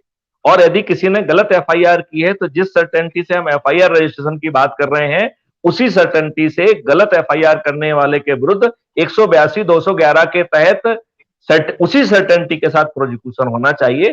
क्राइम फ्री भारत ने यह बात कहा है कि जब हम सर्टेनिटी ऑफ एफआईआर की बात कर रहे हैं, we are talking of certainty of prosecution of the filing of the false and fabricated FIR. अभी क्या हो रहा है कि पुलिस से मिलके कुछ लोग जो कि पुलिस को ऑबलाइज कर सकते हैं, पुलिस को ब्राइब कर सकते हैं, उनकी झूठी एफआईआर भी दर्ज हुआ। हाँ, ये आपने जो तो ये दोनों तरफ नासूर हो गया ना। आप ये सोचिए कि हमारे विरुद्ध संज्ञेय अपराध हुआ, हमारा व्यक्ति जो है ना वो ज्यादा जबर है, वो पुलिस के खिलाफ, पुलिस के पास जाके मेरी ही खिलाफ एफआईआर करा देता है, तो ये तो डबल जॉपर्डी हो गई ना। और आप ये कह रहे हैं कि हम कानून की सीढ़ियां चढ़ते चढ़ते हमें ज्ञान आ जाता है। हमें तो ज्ञान आ गया, लेकिन जो हमारे विरुद्ध संज्ञेय अपराध जिसने किया उसको ज्ञान कब आएगा? नहीं, उसी के लिए आपकी जिम्मेवारी, आपकी जिम्मेवारी हमें लीगल सिस्टम के बाहर ज्ञान देने की नहीं होना चाहिए। आपकी जिम्मेवारी है कि जो जिम्मेवारी आपको सौंपी गई है कि यदि सामने वाले ने हमारे विरुद्ध संज्ञेय अपराध करने की जरूरत की है तो सर्टेनिटी के साथ उसका जो है ना संज्ञान होना चाहिए, सर्टेनिटी के साथ उसका डिटेक्शन होना चाहिए। ऐसे अकाट साक्ष्य जो हम क्राइम फ्री भारत कह रहा है वो उसे इकट्ठा कर पाएगा और सर्टेनिटी के साथ उसमें कन्विक्शन दिला पाएगा। और वो तो यहां तक कह रहा है कि we are having the out of the box model, जिसमें अभी प्रेजेंटली लंबित 3.19 करोड़ केसेस को भी डिसॉल्व करेंगे। और इसके लिए बहुत ही आउट ऑफ बॉक्स थिंकिंग के लिए हमको जाना पड़ेगा। हम जो है जो इतने सारे लोग हैं, डिफरेंट तरीके के केसेस के लिए हम एलिजिबिलिटी कंडीशन तय कर सकते हैं, हम उनके लिए एग्जामिनेशन तय कर सकते हैं, हम उनको एक शॉर्ट ट्रेनिंग दे सकते हैं, and we can declare them जज। और जज को उतना ही पैसा मिलेगा, उनको कोई सैलरी नहीं मिलेगी जितने वो केसेस को हियर करेंगे। यदि हम ऐसे लाखों करोड़ों जो है ना, यदि हम ऐसे जो है ना व्यवस्था पैदा कर देंगे तो 3 महीने में जितने भी 3.19 करोड़ केसेस हैं ऐसे ही हवा में एवोपरेट हो जाएंगे। और जैसा हमने क्राइम फ्री भारत में कहा है कि आपका अपराध का पंजीयन वो भी legally acceptable FIR, legally acceptable FIR के 4 एट्रीब्यूट्स हैं। पहला कंटेंट ऑफ एफआईआर, दूसरा application of the sections, third the signature of the complainant and fourth the signature of SHO. ऐसी legally acceptable FIR along with the witnesses of the process of FIR के साथ यदि हम पैदा करेंगे तो इसी तरीके से we can go for a video based court trial system, जिसमें आदमी को कोर्ट में भी नहीं जाना पड़ेगा। क्राइम फ्री भारत की ऐसी सोच है, ये सॉल्यूशन संभव है। Justice delayed and justice deny, तो इस डायमेंशन को भी मैं आपसे अनुरोध करता हूं कि इसको आप एड्रेस करें।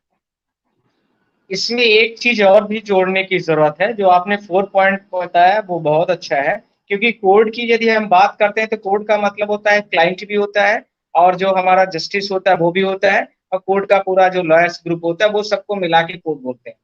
हमारा मतलब है कि इसमें लॉयर्स की भी एंट्री आपको करनी चाहिए, क्योंकि बिकॉज लॉयर्स की ड्यूटीज होती है टू कोर्ट्स के लिए, ड्यूटी टू द जो भी होता है हमारा, उसके लिए duty to the appoint of the advocates, cross examination, duty of the colleges, जितनी भी चीजें हैं वो, उसमें जो आपका क्राइम हो रहा है और कोई कंप्लेनेंट है, कोई पीड़िता पक्ष है, तो उसको वो हेल्प भी करेगा। कई बार पीड़िता पक्ष जो है वो बहुत दुखी हो जाती है और वो चीज अलग है, तो उसमें एक ब्लॉक आपको एडवोकेट्स का भी, जैसे हमारा मान लीजिए आपका भोपाल में किसी पर्टिकुलर प्लेस में, वहां के जितने ग्रुप्स के जितने भी हैं वार्ड्स के, वहां जितने लॉयर्स हैं ग्रुप का, वो वहां पर पोर्टल में रजिस्टर्ड हो, वहां पर वो तुरंत ही आपको इंटीमेशन मिल जाए कि वो यहाँ आपकी हेल्प करने के लिए तैयार है कोई लॉयर, वो एसएचओ लेवल पर करे। आपने बिल्कुल बहुत सही कहा है।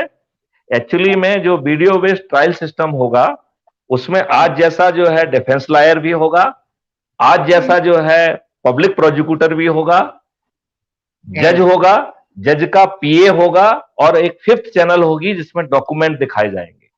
उसके बैक में जो है आर्टिफिशियल इंटेलिजेंस काम करेगी। जो आपका विटनेस सिस्टम क्रिएट होगा उसमें एक होगा पहले वेरिफिकेशन एंड और सर्टिफिकेशन ऑफ आइडेंटिटी। तो सिस्टम जो है ना बिना कोर्ट जाए सिस्टम ये वेरीफाई करेगा कि ये वही व्यक्ति है जिसको गवाही देना है, कोई इसकी जगह फर्जी व्यक्ति तो नहीं बैठ रहा। Then there will be certainty of और certification of that he is not under undue pressure, he is not under undue fear. तो उसके backend engine, backend protocol, they will make it sure that जो witness है वो किसी भय में नहीं है। एंड इसके बाद जो है बहुत सारे कैमरे के बीच में उस विटनेस के गवाही होगी और सिस्टम कहेगा कि जज महोदय ध्यान दें, विटनेस की टांगे कांप रही हैं, और उसका जो है ना वो टांगों का कांपने वाला फोटो भी बगल में दिखाएगा। वो कहेगा जज महोदय ध्यान दें, विटनेस को पसीना आ रहा है। तो जहां वो झूठ बोलेगा, जहां उसे पसीना आएगा, हम उन एलिमेंट को भी जो है ना कैप्चर कर पाएंगे। हम कई केसेस में गवाही में जो है ना कोर्ट में गए हैं और हमने देखा है कि जज महोदय के वहां चारों तरफ ऐसा जो है ना माहौल बना रहता है कि मैं कई बार इस बात को जो है ना सोचता हूं कि वो रियली महान व्यक्ति हैं कि इतने आपाधापी में, इतने हड़बड़ी में और इतने कोई यहाँ कुछ कर रहा है, कोई वहां कुछ कर रहा है, उसमें वो कैसे अपना ध्यान केंद्रित कर पाते हैं, कैसे वो न्याय कर पाते हैं। हम उन्हें सल्यूट करते हैं इस बात के लिए। तो अब आपने जो है ना लॉयर की बात कही, तो लॉयर को भी हम अकाउंटेबल कर पाएंगे। यदि लॉयर का कंडक्ट कहीं जस्ट ए मिनट, यदि लॉयर का जस्ट ए मिनट, मुझे थोड़ा सा, चूंकि आपने लॉयर, आप खुद लॉयर हैं और आपने लॉयर पर ध्यान दिया है, तो लॉयर को हम सर्टेनिटी ऑफ रेवेन्यू करेंगे। हर लॉयर बहुत पैसा कमाएगा, right, but at the same time he will be behaving legally as per the code of conduct.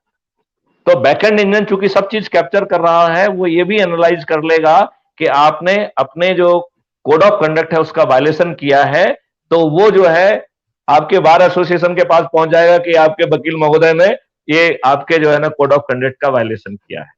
या कहीं पर ये हमने एक रिसर्च स्टडी पढ़ी है जिसमें कहा गया है कि 20-30% केसेस को छोड़ के 70-80% केसेस जो है ना वो एक माहौल पैदा करके वकील जीतते हैं, ऑन मेरिट नहीं जीतते हैं। और कहीं कहीं वो जो है कोर्ट में जज को डराने का भी काम करता है, विटनेस को भी डराने का काम करता है। ये सब जो है ना गतिविधियां सीआरपीसी में अपराध की श्रेणी में रखी गई हैं। तो बैकएंड इंटेलिजेंस उनकी इन चीजों को भी कैप्चर करेगा और उसी कोर्ट में एक अर्जी लगा देगा कि आपके वकील महोदय ने यह अपराध किया है। क्योंकि हमें सभी लोगों को उनकी सीमाओं में बांधना पड़ेगा, उन्हें ट्रांसपेरेंट बनाना पड़ेगा और टेक्नोलॉजी का यूज करते हुए, सभी पब्लिक एट लार्ज का यूज करते हुए, उनके माध्यम से एविडेंस कैप्चर करते हुए हमें एक ऐसी व्यवस्था स्थापित करना होगी जिसमें ना तो जो है गलत एफआईआर, ना ही फैब्रिकेटेड एफआईआर देना संभव होगा। यदि किसी ने संज्ञेय अपराध किया है तो उस संज्ञेय अपराध की चीज out of the court settle करने की बात नहीं होना चाहिए, क्योंकि यदि एक व्यक्ति जो है ना संज्ञेय अपराध करने की जरूरत कर रहा है तो उसे सजा मिलना ही चाहिए। देन जो है, इसको मैं 2 पॉइंट में करके खत्म करूं, बहुत सारे लोग मेरा इंतजार करें बहुत देर से। जी 3-4 चीजें हैं लास्ट में। मैंने एडवोकेट्स के लिए बात किया कि उसमें हमारा एक 5वां सेक्शन होना चाहिए एडवोकेट्स के हेल्प के लिए। तो what is the advocate duty to the courts? First उसमें उसको ब्रीफिंग के लिए मौका मिले, क्लाइंट के साथ ब्रीफ करे, काउंसलिंग करने के लिए, प्लीडिंग एंड ड्राफ्टिंग के लिए, एग्जामिनेशन, क्रॉस एग्जामिनेशन विटनेसेस का जो होता है, चीफ एग्जामिनेशन जो होता है उसके लिए होना चाहिए। फिर उसका फाइनल आर्गूमेंट होता है जो फाइनल प्रोसेस का होता है। रिलेशनशिप बिटवीन द मतलब क्लाइंट और एडवोकेट्स का ऑनलाइन में कैसा होना चाहिए, ये बहुत इंपॉर्टेंट मैटर होगा। ये इसमें हम आपका एक कंसर्न जो आप शायद नहीं कह पा रहे हैं वो भी कह दूंगा मैं, कि वो जो है ना ऑनलाइन में बैकएंड इंजन में जो है ना वो फैसिलिटेट किया जाएगा and then content will not be to anybody, it will go to the digital Chitragupta और उसकी सीक्रेसी भी रखी जाएगी। बिल्कुल, जहां कहीं जो है क्रिमिनलिटी वाली बात आएगी, that content will only be used in the court of law, nowhere else. And आपका कोई भी कंटेंट किसी थर्ड पार्टी को रिवील नहीं किया जाएगा। तो आज जो आपका रिलेशनशिप है, ब्रीफिंग है, क्रॉस एग्जामिनेशन है, उसको वो सपोर्ट तो करेगा, उसको और एग्जाम्पलीफाई करेगा, उसको और ट्रांसपेरेंट और एफिशिएंट बनाएगा, लेकिन आपको कहीं डिसएडवांटेज में नहीं रखेगा। और जो आपकी चीज है उसको वो इनेबल भी करेगा, उसको वो कैप्चर भी करेगा, और आपको राइट टू प्राइवेसी भी देगा, because the discussion between the client and lawyer, it is a confidential dialogue, and उसको जो है प्रिजर्व करना, उसको राइट टू प्राइवेसी के तहत nobody should be in position to misuse that, even that will be ensure. तो जो चीज है, मतलब वो basically it is not anti lawyer, it will facilitate lawyer, it will make good lawyer, it will try to help out this nation to really a very rule compliant society. Rule of law को हम establish कर पाएंगे, और a rule of law तब कायम होगा जब हमारी एफआईआर रजिस्ट्रेशन 100% होना चाहिए। हम ये ना सोचें कि हम डिले कर देंगे एफआईआर रजिस्ट्रेशन से तो चीजें बाहर सेटल हो जाएंगी, बाहर हो सकता है वो सेटल भी हो जाएं। What about the person who has committed that crime? क्या ये उसको आप इंकरेजमेंट नहीं दे रहे हैं? मतलब सिर्फ जो है एक टेक्टिकल लाभ लेने के लिए कि चूंकि आपने एक्शन नहीं लिया इसलिए वो सबसाइड हो जाएगा, वो प्रेसिपिटेट नहीं होगा। लेकिन वो सबसाइड होके और प्रेसिपिटेट ना हो, और प्रॉब्ली हो सकता है आगे भी कोई प्रॉब्लम क्रिएट ना हो। क्या सिस्टम ने एक व्यक्ति जिसने संज्ञेय अपराध किया है उसको इनकरेज नहीं किया है? क्या उसको क्या आउटराइट जो है ना एफआईआर रजिस्टर करके उसको एक्सोनरेट नहीं कर दिया है? क्या यदि आपको लगता है कि वो इतना छोटा मोटा काम है तो उसे अपराधी ही मत बनाइए ना, उसको नॉन कॉग्निजेबल कर दीजिए, उसको दूसरे उसमें डेफिनेशन में ले जाइए। उसको जो है ना जब एक सीमा में वो out of the court settlement से बाहर के सीमा में आ जाए तभी उसमें संज्ञान लिया जाए। जैसा बहुत सारे डोमेस्टिक वायलेंस में और आपके डॉरी वॉरी में बहुत सारे ऐसे प्रावधान किए गए हैं, फैमिली डिस्प्यूट में ऐसे प्रावधान किए गए, वैसे प्रावधान कोडिफाई करके let this system should facilitate those actions.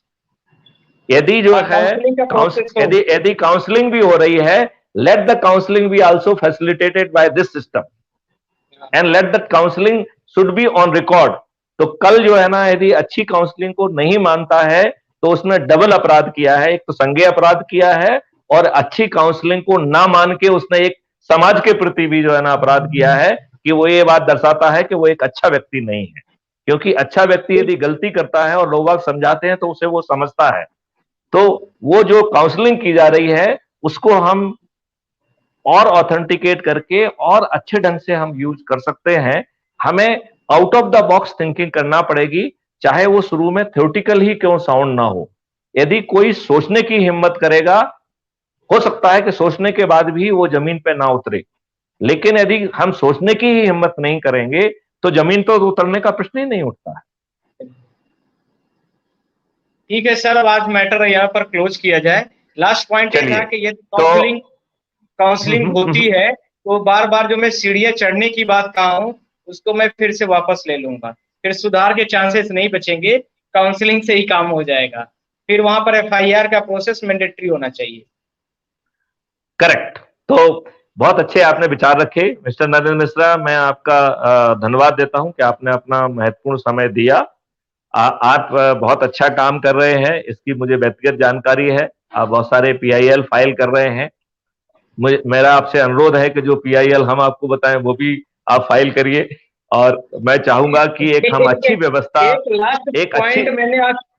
Last point मैंने आपसे बोला नहीं था, एडवोकेट्स को एडवांस का कुछ लिटिगेशन का होना चाहिए। ये एडवोकेट्स की जो ड्यूटी हमारी पोर्टल में होनी चाहिए उसमें ऑप्शन ऐसा आना चाहिए। फिफ्थ पॉइंट में जो हमारा था जिसे हम जो है उस सबको भी कर देंगे। उसको जो है ना जब वो वकालतनामा साइन कर रहा है तो ऑटोमेटिकली वो ड्यूटीज उसको रिमाइंड करेंगे। उसके नीचे आ जाएगा कि मैंने इन ड्यूटीज को अच्छे ढंग से पढ़ा समझा, मैं इनका पालन करूंगा, सत्यापित करता हूं। तो ना केवल हम उसको ड्यूटीज बताएंगे बल्कि उसको ड्यूटी याद दिलाएंगे, उससे एक लिखित अफर्मेशन लेंगे, वो वकालतनामा का एक इंटीग्रल पार्ट होगा। राइट। तो हम ऐसी बहुत सारी चीजें जो अभी नहीं कर रहे हैं वो हम कर पाएंगे, और ये सब चीजें बैकएंड इंजन अपने आप करा लेगा। उसके लिए ना तो अदालत का समय खराब होगा, ना अदालत के वकील का समय खराब होगा। ये backend system without loss of time it will be done.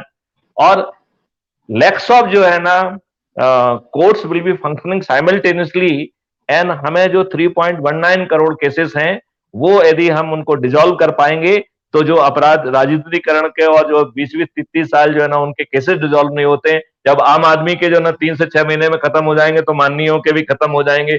कब तक वो अपने झूठ को संभालेंगे, राइट? और चूंकि ये व्यवस्था है जो कि हर तरीके के एविडेंस को कैप्चर कर रही है, उसको बहुत मेथोडोलॉजिकली जो है ना कोर्ट के सामने पेश कर रही है, वो जो है सर्टिफिकेट ऑफ एडमिसिबिलिटी क्रिएट कर रही है, सर्टिफिकेट ऑफ इंटीग्रिटी क्रिएट कर रही है, certificate of chain of custody create कर रही है, तो आप मानेंगे कि जनरली इन 3 चीजों का ही वकील जो है कोर्ट में बहुतायत में यूज करते हैं। वो कहते हैं साहब ये तो piece of evidence is not admissible, तो सिस्टम पहले से ही ठोक बजा के कहेगा कि साहब इस तरीके से एडमिसिबल है। उसको कहीं बीच में मैनिपुलेट, उसको बीच में मैनिपुलेट करने का कोई स्कोप ही नहीं छोड़ेंगे। यदि वो चीज 5 या 6 जगह मूव कर रही है तो हर स्टेज पे जो है ना उसका इंटीग्रिटी सर्टिफिकेट क्रिएट होगा, हैज टू हैज मैचिंग होगी, और वो सर्टिफिकेट चाहे कोर्ट मांगे चाहे ना मांगे वो उस एविडेंस के साथ अटैच रहेगा, राइट? ऐसे ही यदि वहां कहीं फिजिकल मूवमेंट है तो चेन ऑफ कस्टडी का सर्टिफिकेट कि जो पीस ऑफ एविडेंस है उसकी इंटीग्रिटी बरकरार है, रिजल्ट बरकरार है, ये जो है system will be capturing on the real time basis and it will be automatically attached to that evidence. यदि कोई उसे देखना चाहे, कोर्ट देखना चाहे तो उसे देख सकती है। तो जो हम गेम खेल के, जो हम नाटक करके सही केसेस को हम जो है ना झूठ साबित कर देते हैं, झूठ को सही साबित कर देते हैं, उसकी जगह हम एक न्याय की तरफ बढ़ेंगे और हम इस देश में रूल ऑफ लॉ स्थापित कर पाएंगे। तो मैं माननीय नरेंद्र मिश्रा जी को धन्यवाद देता हूं कि उन्होंने अपना बहुमूल्य समय दिया। हम चाहेंगे कि हम ऐसे बहुत सारे सेशन करें छोटे छोटे बिंदुओं पे, वो अपने 1-2 और अच्छे साथियों को चुन सकते हैं, तो हमारी पैनल में 2 की जगह 4-5 लोग हो सकते हैं, और हम ऐसे राष्ट्रीय हित के मुद्दों पर समय सीमा को बाधा ना मानते हुए हम बात करें। यदि हम ये एनर्जी समाज में डिसिमिनेट करेंगे, चाहे यदि वो जमीन पे फलीभूत नहीं भी होती है तो भी वो एनर्जी कहीं ना कहीं उपलब्ध रहेगी। आज नहीं तो कल लोग उस पर विचार करेंगे, क्योंकि टेक्नोलॉजी सभी लोगों की पार्टिसिपेशन और स्टेक होल्डिंग को पॉसिबल बना रहा है, तो हम एक अच्छी व्यवस्था लागू कर पाएंगे और हम अपने देश को जो है क्रिमिनलाइजेशन से बचा पाएंगे, हम अपने देश को तालिबान होने से बचा पाएंगे, हम एक अपने देश में एक अच्छी व्यवस्था कायम कर पाएंगे। और भूखे भजन ना होए गोपाला, जाधरी कंठी जाधरी माला। तो क्राइम फ्री भारत का मानना है कि हम केवल आपको क्राइम फ्री भारत नहीं देंगे, बल्कि हम आपको हेल्दी एंड वेल्दी भारत देंगे, जिसमें हर व्यक्ति की पर कैपिटा इनकम 3 गुना बढ़ेगी और जीडीपी 5 गुना बढ़ेगी। हम 3 ट्रिलियन इकोनॉमी से 15 ट्रिलियन इकोनॉमी का दिव्य स्वप्न देख सकते हैं। मैं उसे फलीभूत होते हुए देख रहा हूं। मैं आप सभी का आह्वान करता हूं कि क्राइम फ्री भारत से जुड़ो, आओ हम अपने मिलकर अपने देश को अपराध मुक्त बनाएं, हेल्दी और वेल्दी बनाएं। जो अभी फार्मास्यूटिकल कंपनी और बाकी कंपनियों ने जो एक जाल से सब बुक कर लिया है, they are playing with your health, तो हम हेल्थ और वेल्थ, और हम इसमें एक कदम और आगे जा रहे हैं कि जब इतना ज्यादा वेल्थ क्रिएट होगा, यदि हम वेल्थ चैनलाइजेशन पे अभी से विचार नहीं करेंगे तो हम पंजाब के रास्ते चले जाएंगे, जहां वेल्थ आया तो 80% जो है ना यूथ वहां के ड्रगिस्ट हो गए। तो हमें न केवल वेल्थ क्रिएशन की बात करना है, बल्कि हमें वेल्थ चैनलाइजेशन की भी बात करना है।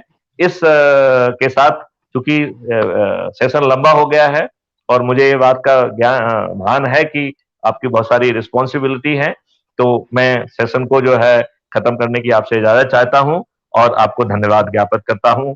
जय हिंद, जय भारत।